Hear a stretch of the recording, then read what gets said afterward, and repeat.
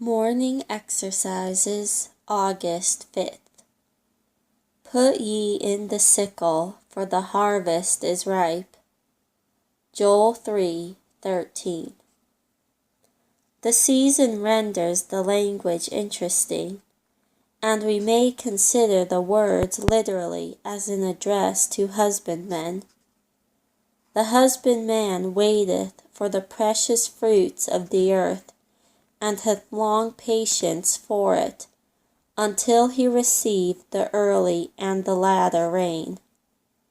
He casts the seed into the ground, where it seems lost.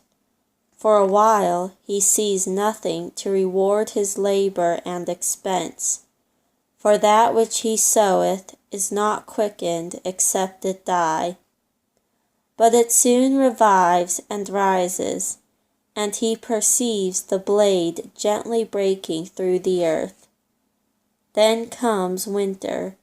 The wind howls over it, the frost bends and binds it, the snow covers and oppresses it, but it weathers all. The spring arrives.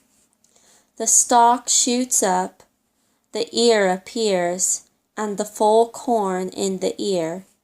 The crop ripens, and the golden harvest waves its treasures, and calls for the reaper to fill his hand, and he that bindeth sheaves his bosom.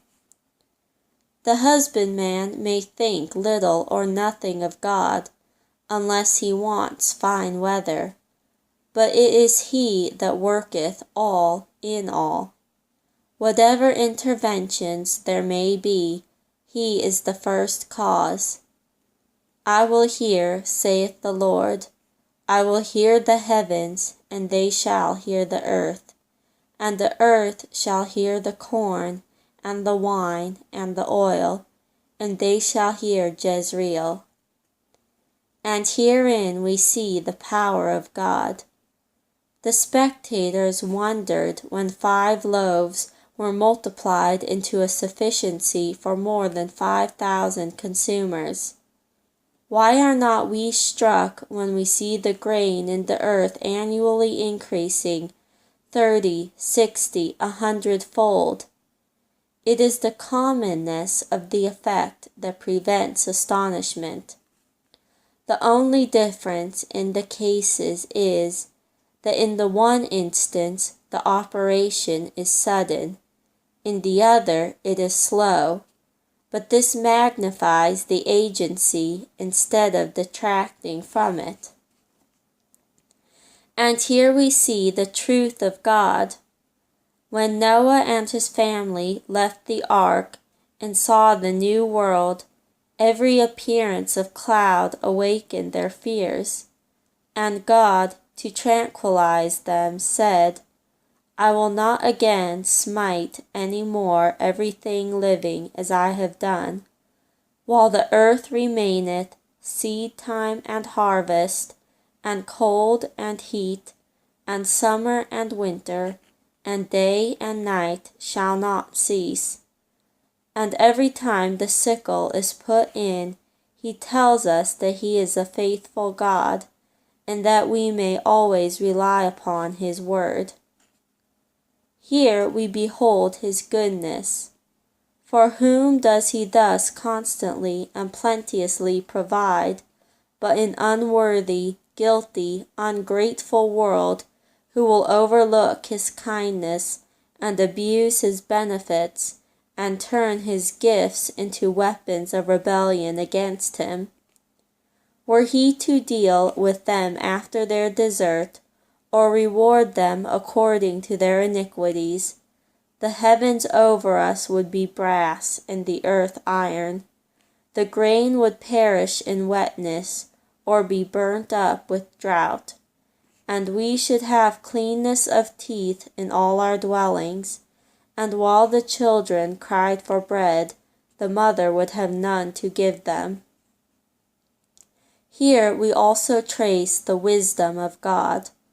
For though all things are of God, he does not encourage sloth. Our activity is as necessary as our dependence. Though there is a part we cannot do, there is a part we can do, and if this be neglected, God will do nothing. We cannot furnish the soil, but we must manure it. We cannot produce the seed, but we must sow it. We cannot ripen the field, but we must reap it. What thou givest them, that they gather. Let us be thankful that another of these pleasing and instructive periods has arrived. And while we see the valleys standing thick with corn, and hear the little hills rejoicing on every side, let us pray for the appointed weeks of harvest. And remembering another and an infinitely more important opportunity, may we give all diligence while it continues to secure its blessings, lest in the anguish of disappointment and the remorse of despair we are forced to exclaim, "The harvest is past, the summer is ended, and we are not saved. Behold, now is the accepted time. Behold, now is the day of salvation. Put ye in the sickle, for the harvest is ripe."